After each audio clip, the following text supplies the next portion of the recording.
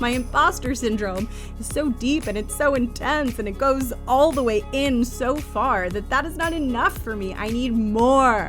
I need more help than that. There are all these little doors all around us, and they lead us into growth and leadership. Often, your brain's fear will manifest as a lie that tells you you shouldn't do this thing, and here's why, and none of that is true. Welcome to The Art of Speaking Up, a podcast that helps professional women access the limitless potential that lies within them. I'm your host, Jessica Guzik, and my mission is to help you find that spark inside you that has the power to transform your career in ways you may not have thought possible. I'm so excited that you're here. And now, on to the show.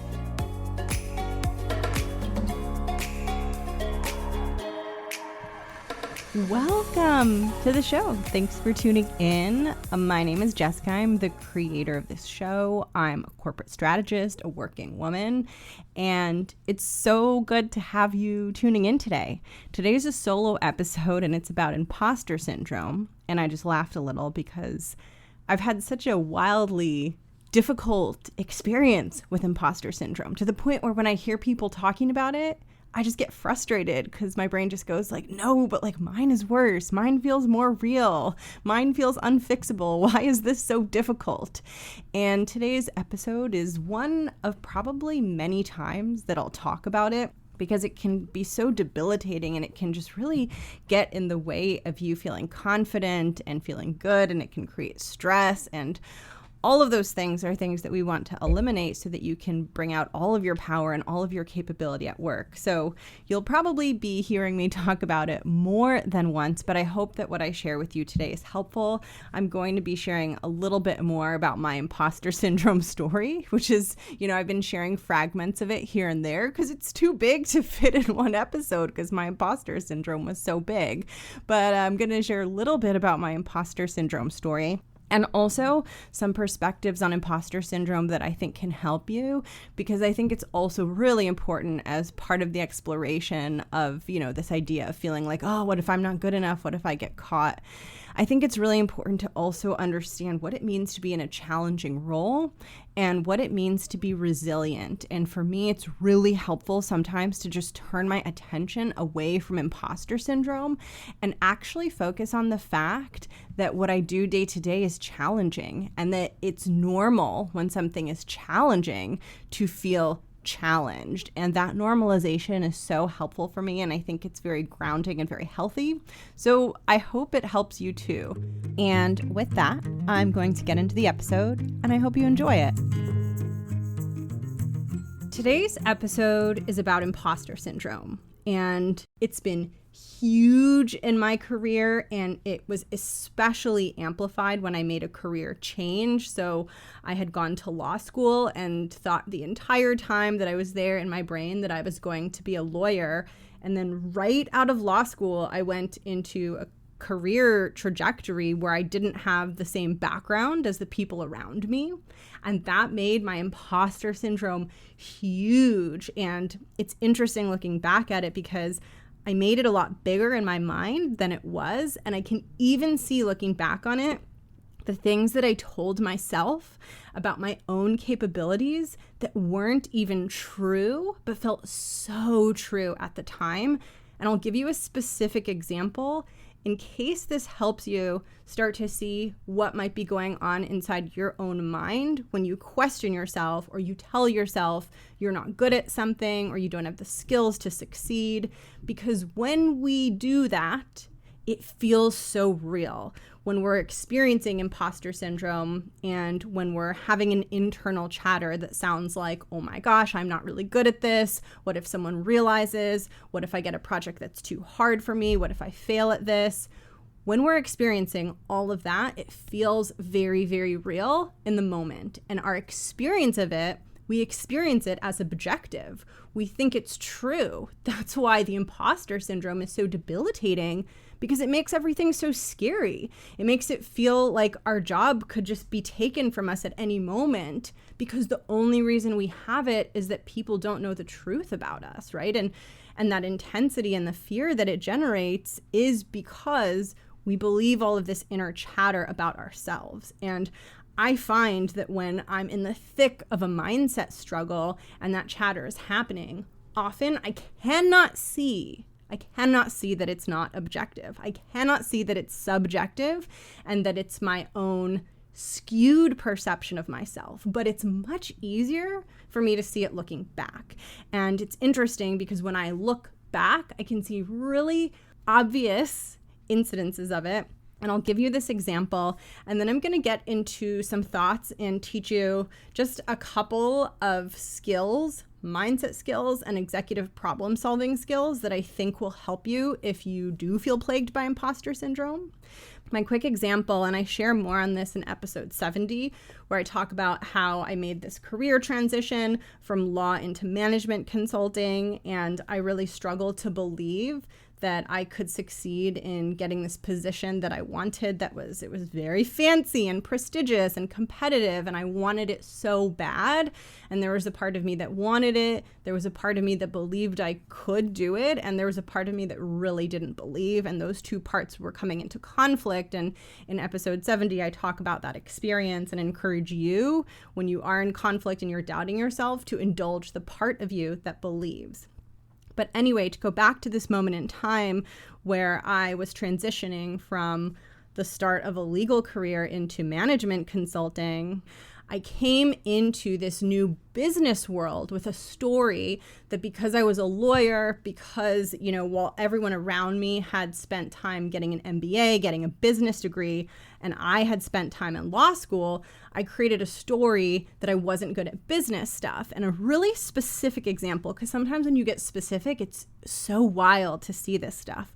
But a really specific example was I told myself, and I deeply believed this to be true, I am not good at numbers. I am not good at the number side of things. The financial piece of this, that is not my strength. And I went for so long thinking that.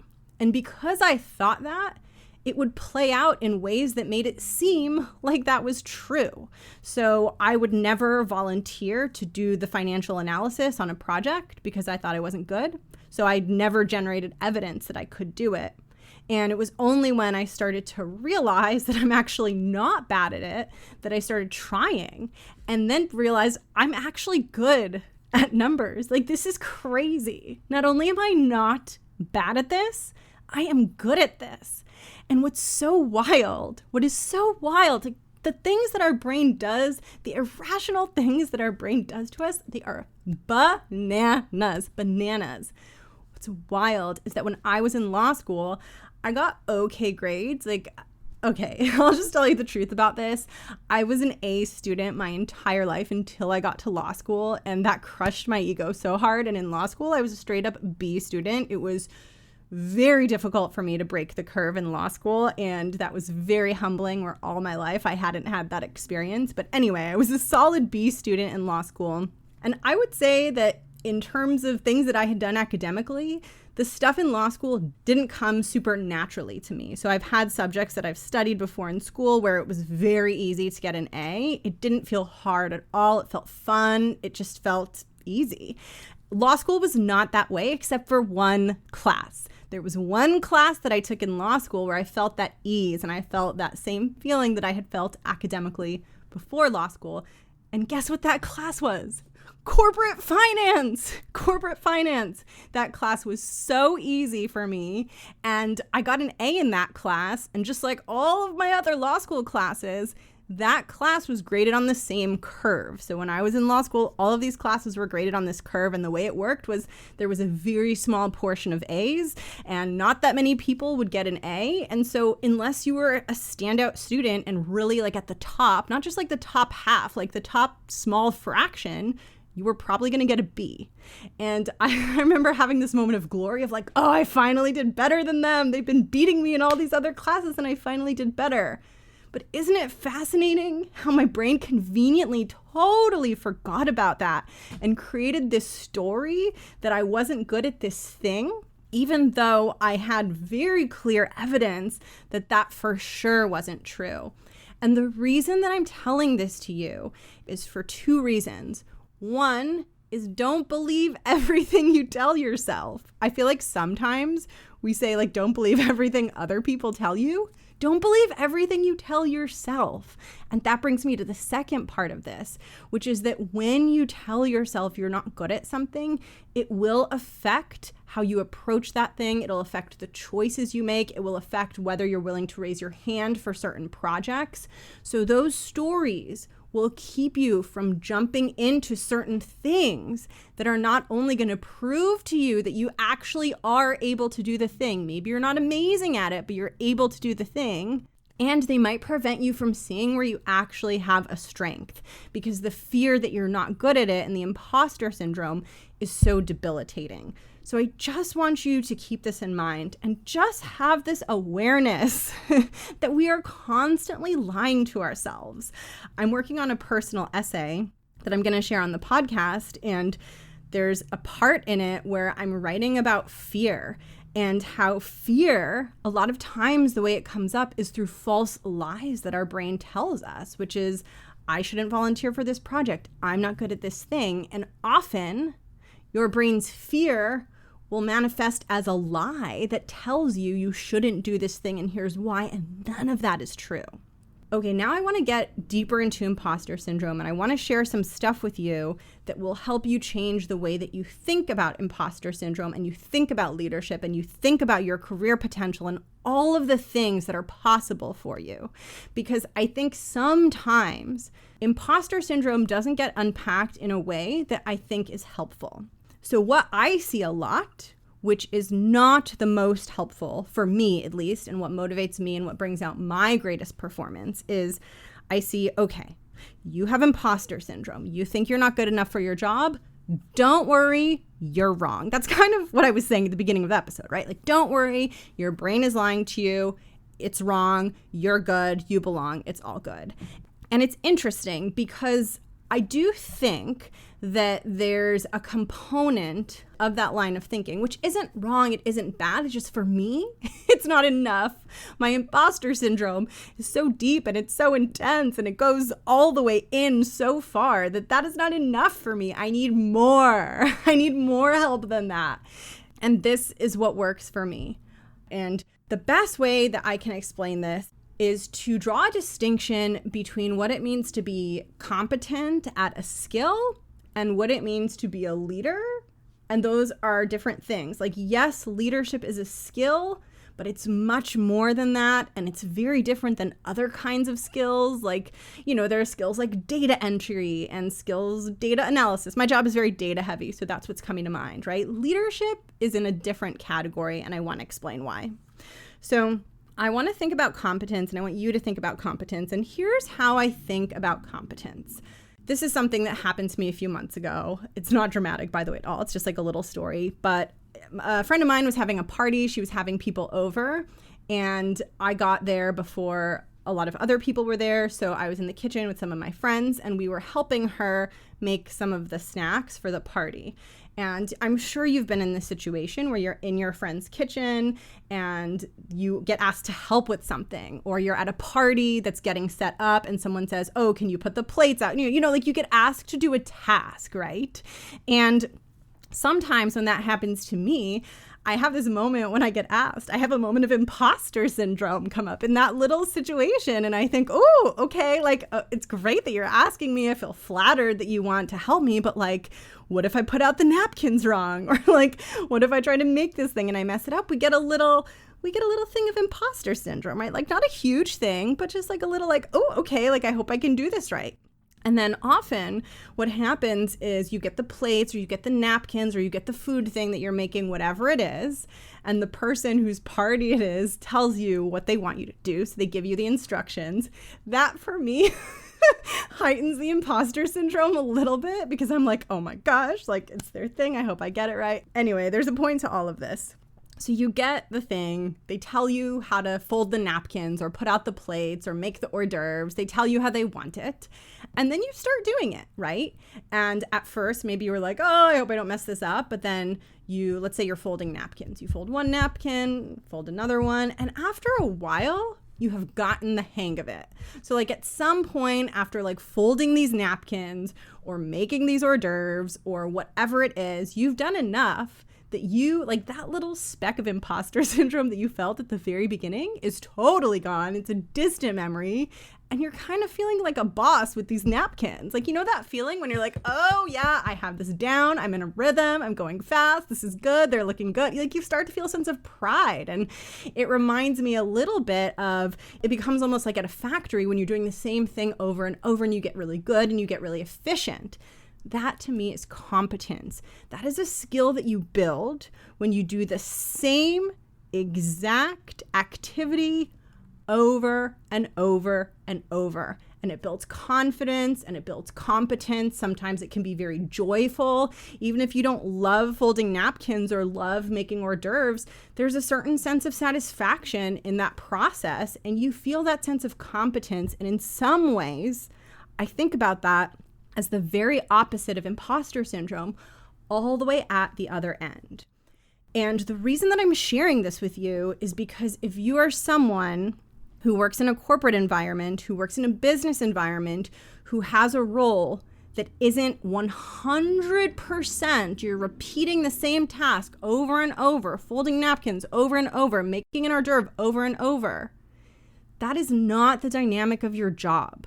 So in most business settings, regardless of what function you are in, you are not just getting paid to do the same thing over and over. You're getting paid for your brain, your judgment, your decision making, and how you think.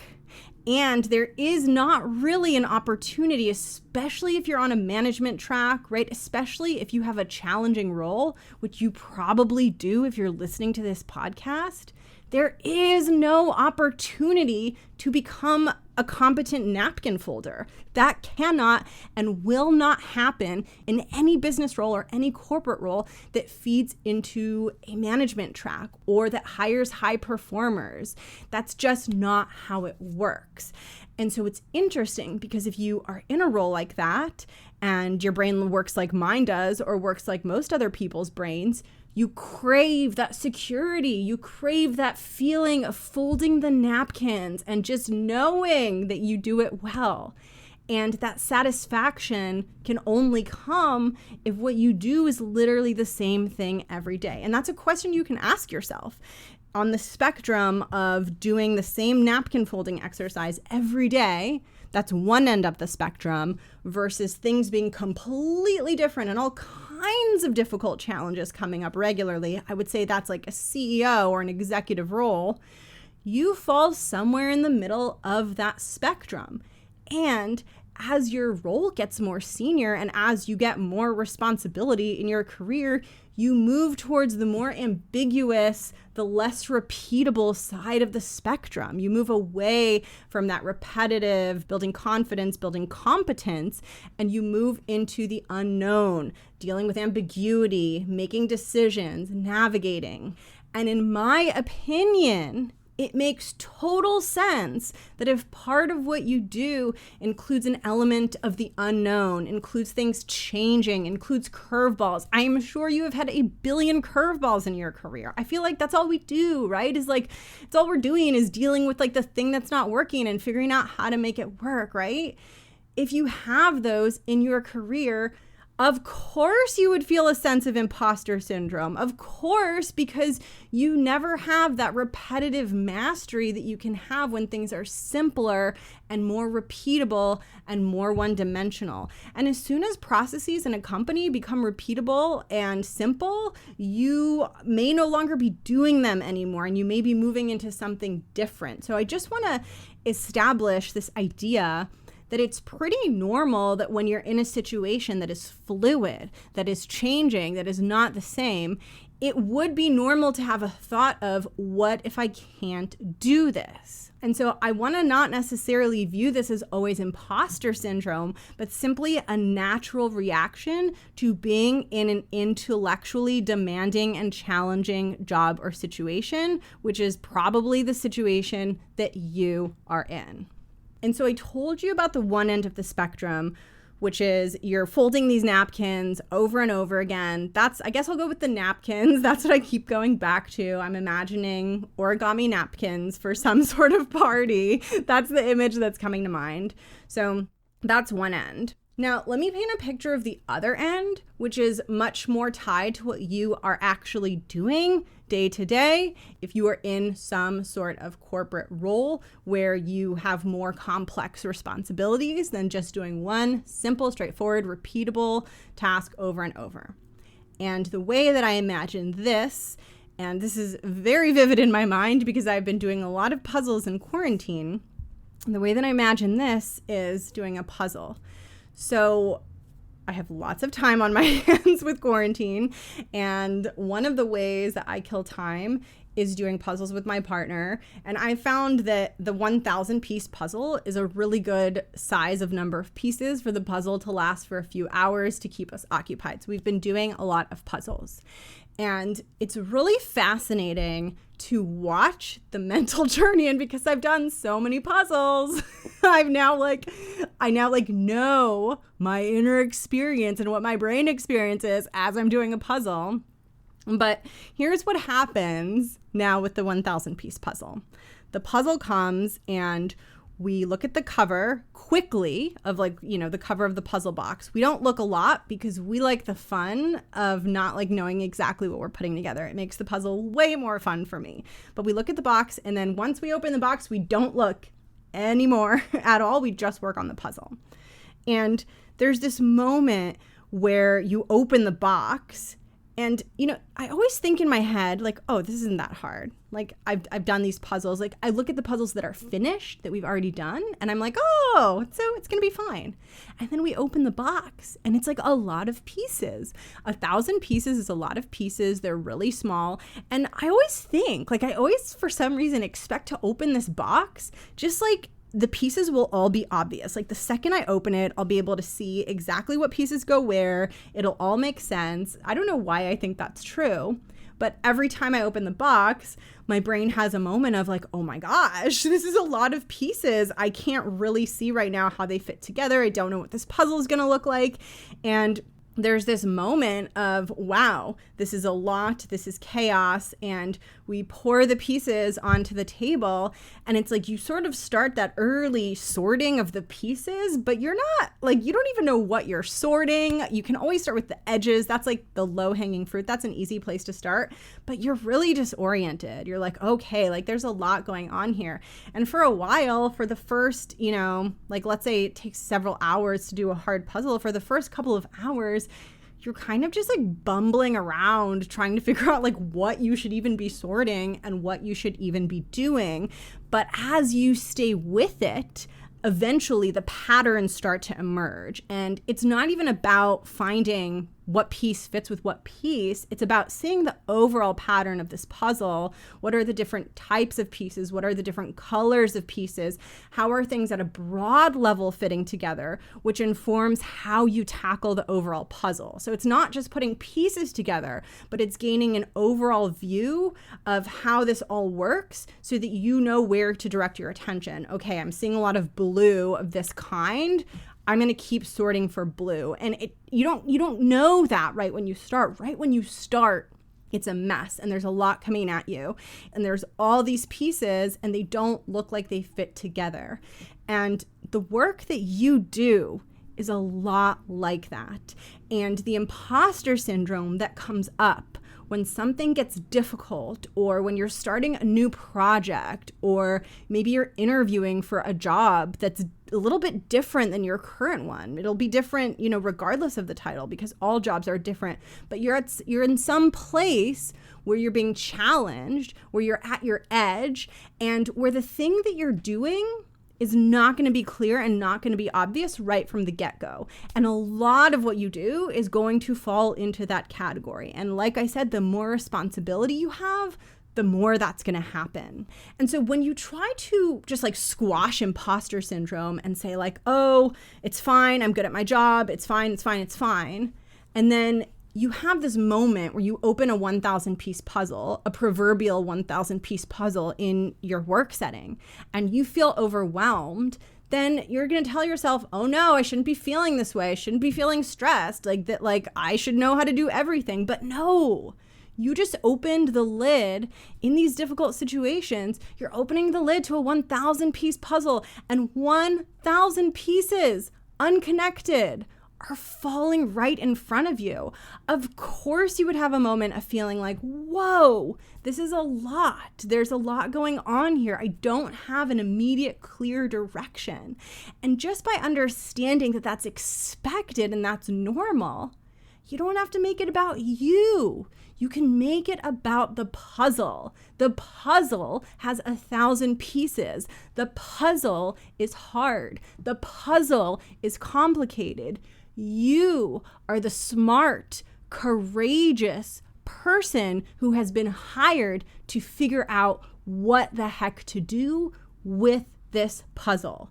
And you will find yourself in these moments where the 1,000 puzzle pieces will be streaming out. You'll be starting a new project. You'll be working on something and you'll get feedback and you'll realize you didn't get it right. You have to change course. You'll be in a meeting where you don't completely understand what's being said. And in that moment, your brain's going to have a reaction of 1,000 puzzle pieces pouring down.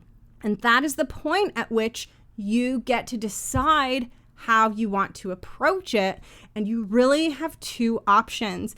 And one option will keep you where you are, will keep you stuck. And one option will help you grow and build confidence and become an effective and powerful leader. The option that will keep you stuck is when you see these puzzle pieces swarming out of the box, when this thing happens at work, when we're getting started on something big, when things are going wrong. When it all comes like showering down, you can say, oh my gosh, this is so much. This is me. I can't handle this. It feels so much because I am not good at my job. And you can essentially, like, you're not literally, but energetically running out of the room. It's like the puzzle gets spilled out on the table and you're like, nope, this is too much, and you're leaving. You're not in it anymore because you're allowing the overwhelmed moment to convince you that you don't have the capability to sort through it when in fact you do. Your second option is to look at what you're getting, look at all the puzzle pieces, and ask yourself just one simple question. What is the one next step? You don't have to figure everything out or solve everything all at once. And it is the need to solve everything, the need to know everything, the need to have the answer, the need to feel immediate relief from being an imposter that creates all of the stress, that creates all of the drama, that creates all of the fear.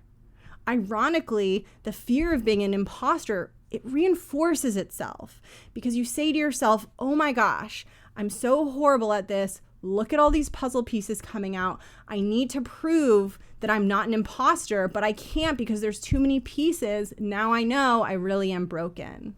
But that's not the truth because things don't get solved or done that way. Things get solved, and your greatest power professionally lies in the decisions that you make during the moments where there is no clarity, where you do not have a full map of what's ahead, and where it is not clear how something is going to happen or how something is going to work. That is what leaders do in their jobs, is they swim in a pool of puzzle pieces and they figure out how the heck to get it from pieces to a puzzle. And that is a skill, but it's not the same kind of skill as folding napkins. It's not a skill that you will suddenly master and feel so good and never have imposter syndrome again because you know how to fold the napkins. It's the total opposite. Every time you jump in the pool, you're going to feel the same way. It's going to feel new. It's going to feel difficult. It's going to feel scary. That's why running a business is challenging. That's why it takes a lot to step up into these greater roles and to really bring more of yourself, because you have to be willing time and time again to dive into the puzzle and be in that space of not knowing what the puzzle is going to look like, not even knowing the best way to sort the pieces, but having faith that if you just take one step forward, which is, okay, can I find the edges? And then you start noticing color trends, and then you start sorting and sub-sorting and putting things together. What eventually happens is it goes from being slow to all of a sudden you have this point where you're doing the puzzle and you can see, it's like this light bulb moment where you can see the picture of the puzzle, and it was there all along, but you just put enough stuff together that you can finally see it. And when that happens, your rate of completing the puzzle goes from like so slow to like super fast, and you can see the finish line, but only because you stuck it out in the beginning and stayed with it. So what I want to offer to you is, yes, sometimes imposter syndrome happens because your brain is lying to you and telling you that you're not good at something that you actually are good at. Just like my brain told me that I'm not good at numbers because I didn't go to business school, because I went to law school. Yes, that is true, and be discerning and notice when that's happening. But also, sometimes the thing you're working on is ambiguous and challenging, and you may be internalizing that as something wrong with you when really no one knows what to do, right? No one knows what's going on. You think that the problem is you, but really it's this difficult thing in front of you. And the reason it is so important for you to recognize this is because those are your opportunities to step up and really show people what you're made of. And I like to think of those opportunities as little doors. And I don't know why. I don't know why I think about them as little doors, but kind of, okay, I don't know what's happening in my brain. I'm thinking of Alice in Wonderland. The last puzzle I did was Alice in Wonderland. But in Alice in Wonderland, there are all these little doors, right? And don't worry, these doors won't like take you into wild psychedelic experiences a la Alice in Wonderland. But the way that I think about all of this career stuff is that there are all these little doors all around us, and they lead us into growth and leadership. And whenever something goes wrong, whenever something's really hard, whenever there's a big challenging thing happening professionally in the work that you're doing, those are little doors. And the people who see the challenging thing and open the door and say, oh, I want to be the person to fix that, they're opening a door to their own advancement, their own leadership, their own potential. And so these problems and these challenging things, while they're hard and they're difficult to work through, they're literally the exact things that are going to help you build the skills that you need to rise. And they're also the proof points that you're going to share when you share your story and advocate for yourself and speak about why you are ready for this new role or this promotion or whatever it is that you want in your career. They're little doorways. They're little portals to that next thing. So you don't want to run away from them and be overwhelmed by the puzzle pieces. You want to be on the lookout for them. You want to have your eyes peeled for them, and you want to move towards them and challenge yourself just like you would with a puzzle. Most of the things that we work on in business are very puzzle-like, and you can approach them that way. And anyone can do a puzzle. Even if you have imposter syndrome and doubt yourself, anyone can work through a puzzle because there are so many ways. There's trial and error. You can develop a hypothesis. I can nerd out on different ways you can solve different things. But the point is, it doesn't require some special sauce. It just requires literally belief in yourself and belief that there is a solution and that you have the raw ingredients in you to reach a solution, even if you can't fully see it. And it is that belief that will propel you forward, and it'll make you love puzzles. Even the moment of dread when the puzzle is falling down on the table, the moment of dread is where the growth is. And I go really deep into that idea on episode 67, where I talk about the moment of dread before you introduce yourself to a room full of people. But the moment of dread It's not fun, it's not pleasant, but it's a portal to something greater. So when you feel imposter syndrome, I would encourage you to ask yourself, is this my brain lying to me and I'm saying that I'm bad at something that I'm actually good at? It could be that. Or is this hard? And if it's hard, do I believe that I can solve this puzzle? And that brings this episode to a close.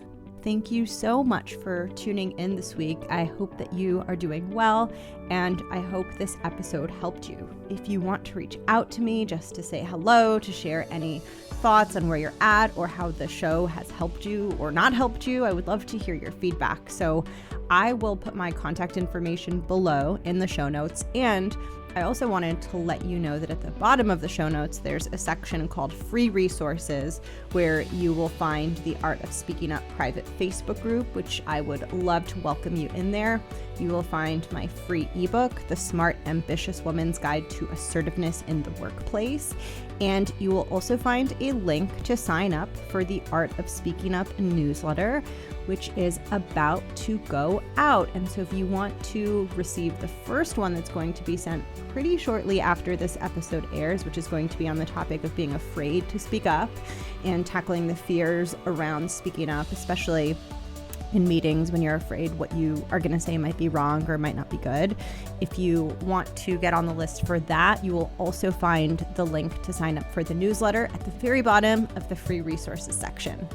I hope you are doing so incredibly well, and I hope that when that feeling or that thought of I don't belong here or what if I'm not good enough starts to kick in, I hope you can remember that it's normal to feel that way when things are challenging. And I hope that you don't make those thoughts mean something about you, because they don't have to.